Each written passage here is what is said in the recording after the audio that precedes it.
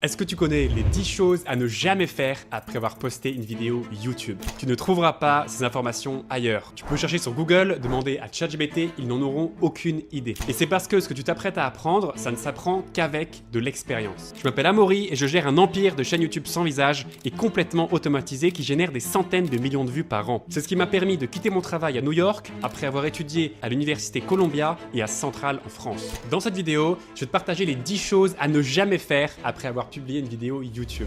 La première, c'est de regarder ta vidéo dès que tu la postes. Je sais que c'est très tentant de la regarder pour vérifier tout de suite si tout va bien. Mais si tu ne vas pas la regarder en entier, tu perds ton temps. Il faut que tu t'assures que la vidéo soit parfaite avant de la publier sur YouTube. La deuxième chose, c'est de ne jamais partager le lien de sa vidéo. Oui, c'est tentant, tu as envie de la partager à tes potes, ta mère, ta grand-mère, mais ne fais pas ça parce que tu peux pas garantir qu'ils vont la regarder jusqu'au bout. La durée des visionnages moyenne et le watch time sont les deux éléments les plus importants sur YouTube. Surtout juste après la publication. Si tes 10 premiers visionnages viennent de tes amis ou de ta famille et qui regardent juste 10 secondes de ta vidéo, YouTube va penser que c'est du mauvais contenu et donc ne va pas pousser ta vidéo. C'est aussi simple que ça. En fait, il y a une raison beaucoup plus profonde derrière cela, ce qui nous amène au point numéro 3. Le troisième point, c'est de ne jamais acheter de vues sur YouTube. Et il y a plusieurs raisons. Le fonctionnement de l'algorithme YouTube, c'est qu'il essaie de trouver ton audience. Par exemple, si tu fais des vidéos sur le tennis et que tes titres, descriptions et tags indiquent le tennis, YouTube va chercher des gens qui regardent tout simplement du tennis. En revanche, quand tu achètes des vues qui viennent de bots,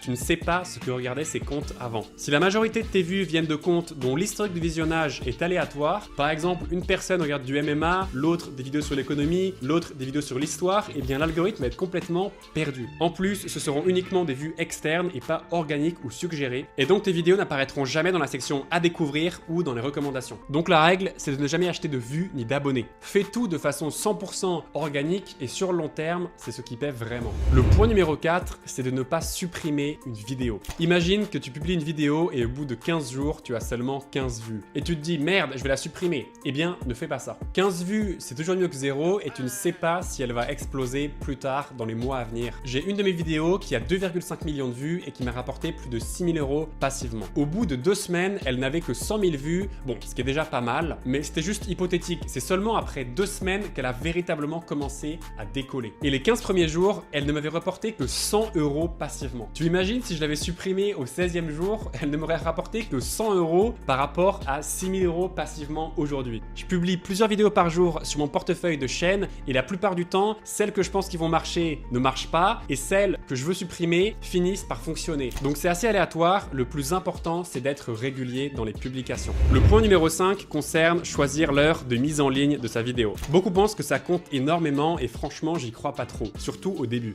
En revanche, si tu cibles des Américains, eh bien fais attention au fuseau horaire. Tu ne vas pas publier à 3h du mat et attendre que ta vidéo explose. Personnellement, je publie tous les jours à midi heure de New York. Certains te disent publie à 11h55 et ta vidéo va exploser. Eh bien ça, c'est pas vrai. Le point numéro 6 concerne la suppression des commentaires. Est-ce que la suppression de commentaires influence la performance de tes vidéos? Évidemment, tu veux supprimer les commentaires toxiques, mais tu vas pas le faire manuellement. Et c'est ça le point important. Dans YouTube Studio, tu vas dans Paramètres, puis dans Modération de la communauté. Là, tu ajoutes des mots-clés à bloquer, par exemple perte de temps, cette vidéo est nulle, fake, spam ou encore désabonnez-vous ou stop au clickbait. Tout ce qui est négatif et qui pourrait dissuader les gens de regarder tes vidéos. Par exemple, si tu tapes Real Madrid, ça bloquera tous les commentaires avec Real Madrid dedans. En revanche, ne supprime pas tous les commentaires négatifs, certains auront juste des opinions sans conséquence. Mais ceux qui incitent à signaler ta chaîne ou à la supprimer, enlève-les. Le point numéro 7, c'est de ne pas poster la vidéo correctement. Ne te contente pas de glisser-déposer le fichier et de le rendre public directement. Clique sur Créer en haut à droite, téléverser une vidéo, choisis ton fichier. Sous Visibilité, mets toujours non répertorié, donc Unlisted, et clique sur Enregistrer. Ne laisse jamais public ou privé. Pour gagner du temps, va dans Paramètres de téléchargement par défaut, Info de base, Visibilité et sélectionne non répertorié. Ensuite, dès que c'est à 100%, ça doit encore se traiter. Tant que cela ne s'est pas fini de traiter, la qualité est vraiment médiocre. Une fois que c'est traité, clique sur Détail, ajoute la description, les tags, etc. Le point numéro 8, c'est de publier dans l'onglet Communauté à chaque fois que vous publiez une vidéo. Alors il y a très peu de gens qui le font, mais honnêtement, c'est vraiment ultra puissant. Dès que ta vidéo est prête à être publique, ouvre un nouvel onglet, va sur ta chaîne et clique sur Publication. Dans la zone de texte, colle le titre Appuie sur Entrée pour écrire en dessous, copie-colle le lien de la vidéo et écris Regarde ici au début. Pour ajouter la miniature, clique sur Image, puis sélectionner depuis l'ordinateur, choisis ta miniature, ajuste avec Modifier l'aperçu et clique sur Enregistrer l'aperçu. Dès que tu cliques sur Publier en mode public, clique Poster dans Communauté en même temps. Ce qui est génial, c'est que ça envoie une notification à tous tes abonnés en plus de la notification de la vidéo. J'utilise cette technique pour faire grossir mes chaînes. Je poste une vidéo sur ma nouvelle chaîne, puis je la community post sur toutes mes autres chaînes pour que mes abonnés reçoivent la notification. Et c'est beaucoup trop fort parce qu'ils ne se rendent compte que quand ils ont cliqué qu'ils sont redirigés vers une autre chaîne. Cette méthode, tu peux la faire tous les 3 jours maximum parce que YouTube évite le spamming, évidemment. Le point numéro 9, c'est de changer le titre ou la publication juste après avoir publié. Beaucoup de personnes se demandent s'ils doivent le faire, eh bien non. C'est complètement une perte de temps. J'ai jamais vu quelqu'un changer sa miniature ou son titre juste après la publication et voir la vidéo complètement exploser. Surtout quand on fait du YouTube Automation. Les gros YouTubeurs comme MrBeast vont évidemment changer leur miniature pour avoir le meilleur taux de clic. En revanche, quand tu viens de commencer, ça sert pas à grand chose de changer ta miniature ou ton titre dès le départ. Il faut que tu sois 100% sûr de ton titre et de ta miniature avant de publier. La question que je me pose souvent, c'est est-ce que cette vidéo peut avoir plus d'1 million de vues?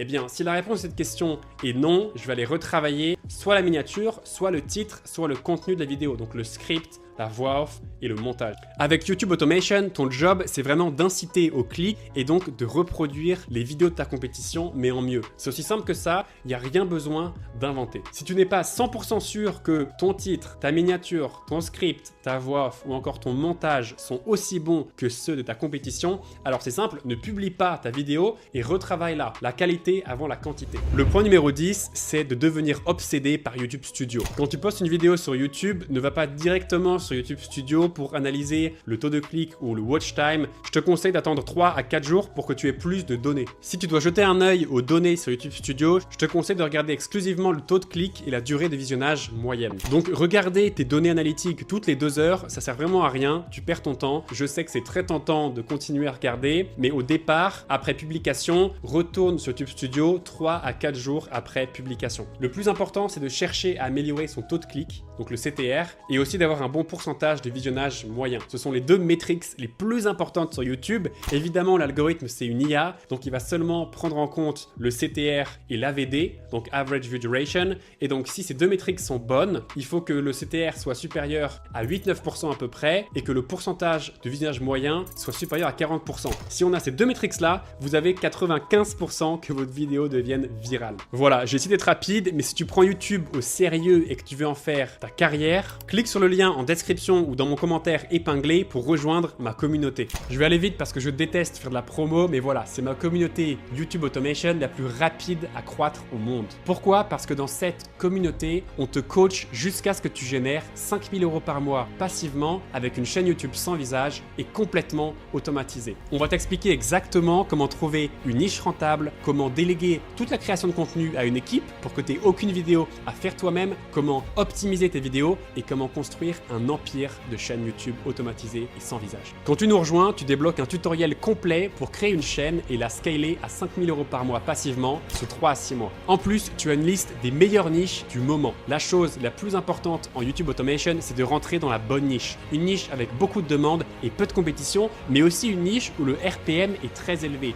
Et dans cet Excel, vous découvrez exactement quelles sont ces niches-là. Non, c'est pas un truc sorti de ChatGPT, ce sont des niches que j'ai testées moi-même et avec mes étudiants, donc elles marchent. Si tu es débutant, ce fichier Excel peut littéralement te sauver la vie. En revanche, attention, YouTube Automation, c'est pas un business magique, tu vas pas devenir riche du jour au lendemain, je suis pas un marchand de tapis, je vais pas te vendre du rêve. En revanche, si tu travailles, il est possible de générer 5 à 10 000 € par mois passivement avec une chaîne YouTube sans visage et complètement automatisée. Comment je le sais? Parce que Hugo est passé de 0 à 18 000 € par mois en seulement 5 mois, alors même qu'il n'y connaissait complètement rien à YouTube Automation quand il s'est lancé. François, lui, a généré 11 000 € en seulement 55 jours et je peux vous dire que dans cette communauté, il y a beaucoup de réussite. Si tu veux, mets en pause la vidéo et lis les publications, c'est blindé de témoignages. Et tout ça, c'est grâce au contenu que je propose et à ma communauté. Alors, si tu veux commencer sérieusement, clique sur le lien en description ou dans mon commentaire épinglé pour réserver un appel complètement gratuit avec moi ou un membre de mon équipe. Et on va t'expliquer exactement comment tu peux créer ta chaîne et la scaler à 5 000 € par mois. On se voit de l'autre côté.